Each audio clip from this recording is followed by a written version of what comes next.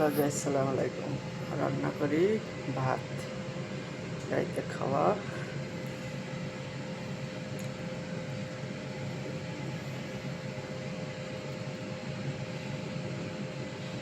এক বিছানায় শুইলে স্বামী স্ত্রী হওয়া যায় না। স্বামীর একজন স্বামীর প্রয়োজনীয় জিনিস তার স্ত্রী, এমন ভালোবাসার জিনিসও তার স্ত্রী। স্বামীও এরম তার স্ত্রীর প্রয়োজনীয় জিনিস, ভালোবাসার জিনিস। কয়জন বোঝে নারীর ভালো মন্দ, কয়জন পুরুষ বোঝে?